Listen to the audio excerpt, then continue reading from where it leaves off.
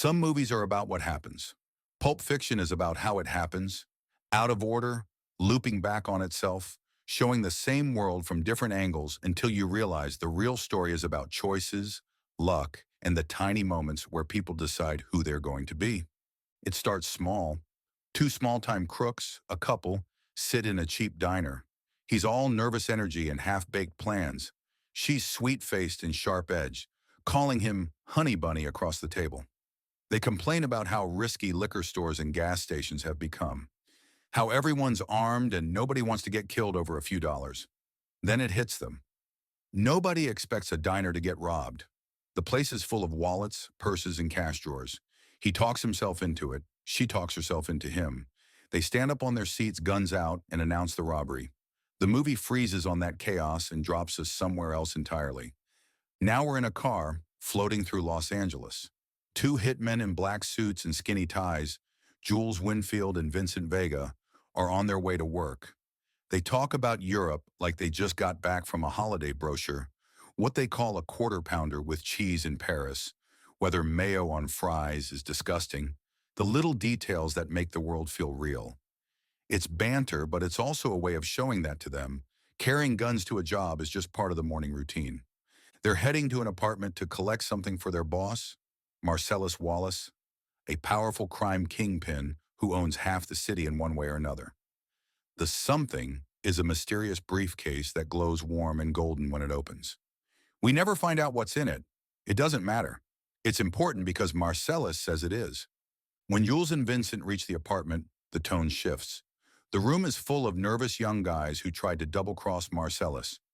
Jules switches from joking about burgers to something theatrical and terrifying. He quizzes them about their loyalty, their intentions, the audacity of eating fast food while stealing from his boss. Then he recites a long, half-biblical threat he likes to deliver before he kills someone. A ritual he's built around the idea of righteous fury and divine vengeance. The words might be borrowed, but the menace is all his. When he's done talking, he and Vincent fill the room with bullets, leaving one terrified kid and one whimpering informant alive just long enough to make a point. On the way out, something bizarre happens. A scared guy bursts from the bathroom and empties a revolver at them from a few feet away. Every bullet misses. Holes appear in the wall behind them.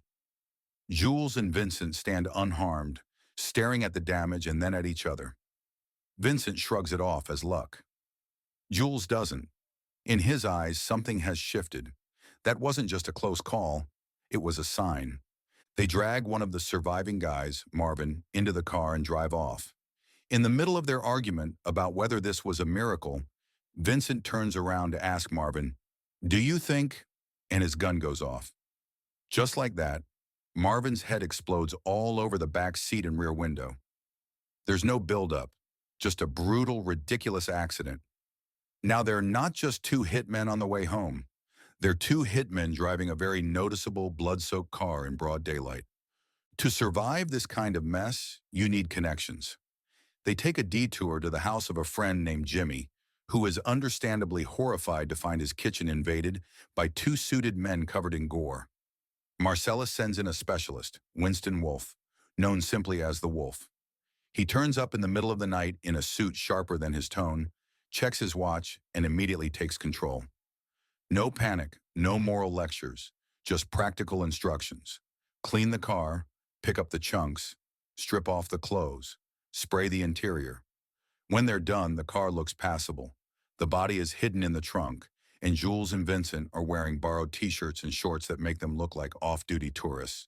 The Wolf leaves as efficiently as he arrived. Problem solved, for everyone except Marvin. But Pulp Fiction isn't going to let you stay with one thread for long. It jumps sideways and rewinds in time, following Vincent into another problem entirely, a night out with the boss's wife. Marsellus is leaving town and has asked Vincent to take his wife, Mia Wallace, out for dinner so she won't be bored. That sounds simple, but Vincent knows enough stories about guys who got killed for making a move on the wrong woman to be nervous. Before picking her up, he buys heroin from a dealer friend named Lance and shoots up in his car. By the time he knocks on Mia's door, he's floating. Mia is exactly the kind of woman you could get in trouble over. Razor-witted, bored, glamorous, and very aware of the effect she has on people. They head to a retro-themed restaurant called Jack Rabbit Slim's, full of lookalikes and nostalgia. Fake Marilyns, fake Deans, waiters in costumes. They sit in a classic car booth, drink milkshakes that cost more than some rent payments, and talk. It's awkward in the beginning, then funny, then relaxed.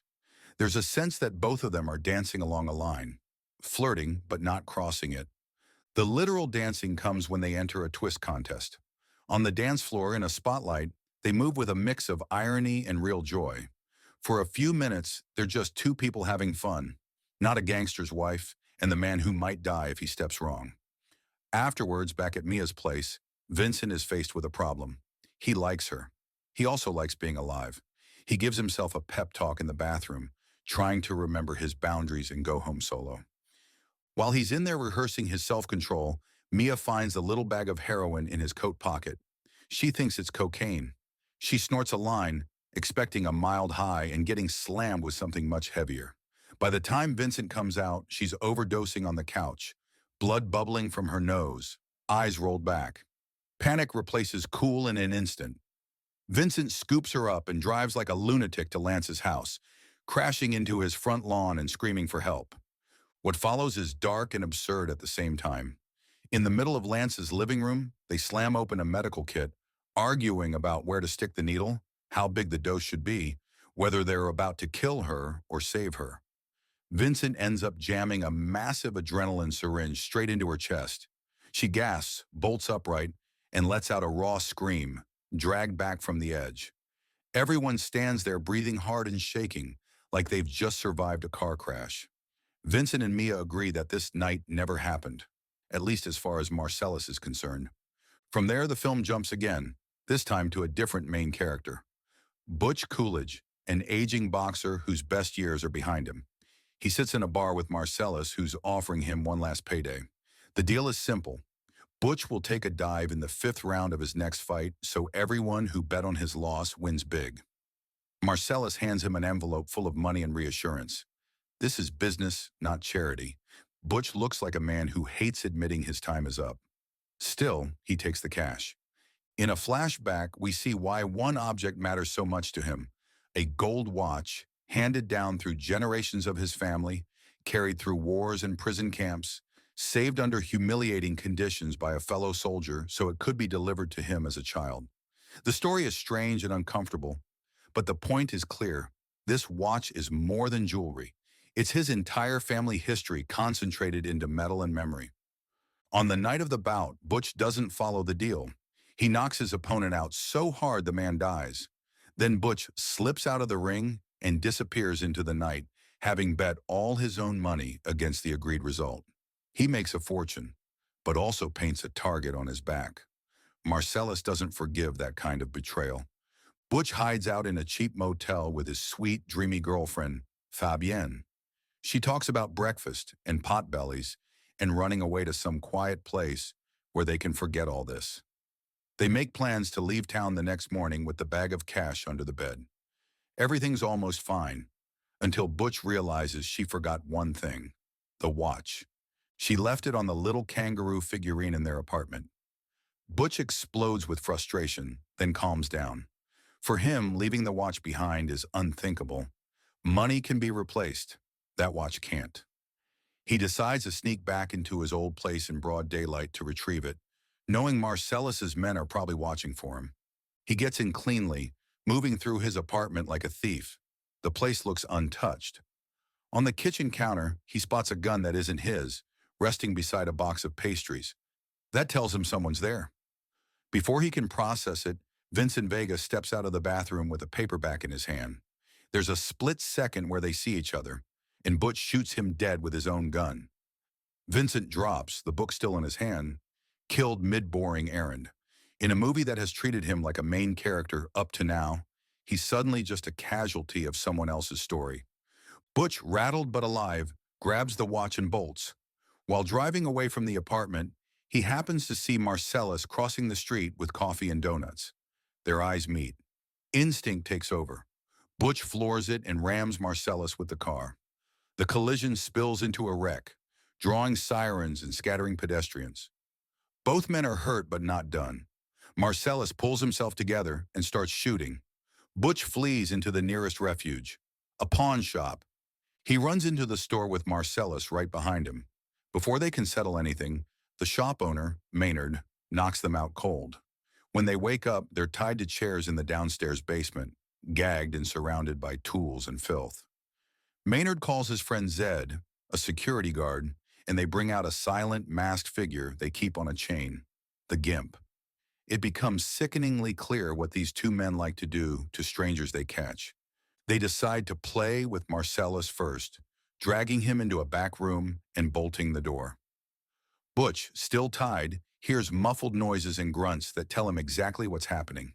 He manages to break free and is halfway up the stairs, ready to leave the man who wants him dead to his fate. Then he stops. There's a beat where his conscience wrestles with common sense. He goes back. Butch picks a weapon, trying out a hammer, then a bat, then settling on a long samurai-style sword hanging on the wall. It feels right in his hand. He steps back into the basement like a knight descending into a dungeon. He kills Maynard in a messy up-close fight, then confronts Zed in the back room. Marsellus, humiliated but armed now, takes his time with Zed, promising him a future full of pain and retribution. He tells Butch they're even now. There will be no more hunting, no more hits. The debt for the ruined fight is wiped out by the shared horror of this basement. Butch leaves with a new kind of freedom, one in the strangest way possible, and rides off with Fabienne on a stolen motorbike that used to belong to Zed. All of that happens in between the bullets we saw back at the start. Pulp Fiction loops back to Jules and Vincent's story after the accidental shooting of Marvin and the cleanup with the wolf. Their day isn't over yet. They end up back where the movie began, in that same diner. Now we see the robbery from the other side. While Jules and Vincent sit in borrowed t-shirts eating breakfast, talking about Jules's sudden idea of retirement, the couple from the opening scene stand up with their guns and start shouting. They herd the customers into a corner, take wallets, scream threats. Vincent is in the bathroom again, oblivious for the moment. Jules stays calm, watching, waiting. When the man Pumpkin comes for his wallet in the briefcase, Jules lets him. But when he flips open the case and sees that golden light, it scrambles his plans. This isn't just money anymore. It's Marcellus's property. There's a tense standoff where everyone's pointing guns at everyone else. The woman, Honey Bunny, shakes, screaming at the top of her lungs. Pumpkin tries to look in control and fails. Jules could kill them both and be done with it. That's what he would have done yesterday. Instead, he starts to talk. He explains that he's been thinking about the passage he always recited before killing people, about what it really means to be the righteous man, the evil man, and the shepherd stuck in between. He admits he's been the gun in the hands of bad men for a long time, and that the near miss in the apartment felt like a wake-up call. He slides some cash out of his wallet and offers it to the robber as a way out. Pumpkin is confused. Honey Bunny is terrified. Jules lays it out simply. Take the money, walk away, and never try this again. He gets his briefcase back, they get to live, and nobody has to die over breakfast. It's mercy dressed up as negotiation. Eventually, after a lot of shaking and screaming, they agree. Jules lets them go. They back out of the diner with their lives and a crumpled handful of bills. And for the first time in the movie, someone walks away from a gun without a bullet in their body. As Jules and Vincent leave the diner, still in their ridiculous borrowed clothes, the movie finally closes its loop. We understand now that the story hasn't been told straight. We've seen deaths that happened earlier, shown later. We've watched a man survive something that should have killed him, then die on an ordinary day because he went to the bathroom at the wrong time. We've watched another man walk away from the life that defined him, prompted by what he chose to see as a miracle rather than an accident. Pulp Fiction, underneath all the pop culture chatter, needle drops, and sudden violence, is about those choices. It throws Vincent, Jules, Mia, Butch, Fabienne, Marsellus, and a dozen minor characters into a mixer of bad luck and worse decisions and watches who sinks and who swims. Some cling to habit and end up on the floor. Some walk back down into the basement with a sword. Some lower their gun, hand over their wallet, and decide they're done being the instrument of someone else's vengeance. The events don't unfold in order. But the emotional logic is clear. This is a world where everything matters and nothing is guaranteed. One missed bullet can shake a man into changing his life. One forgotten watch can get someone killed. One late-night overdose can turn into a second chance. And in between the bloodshed and the dark comedy, there are these tiny flickers of something like grace, messy, uncertain, and completely out of step with the world the characters thought they understood.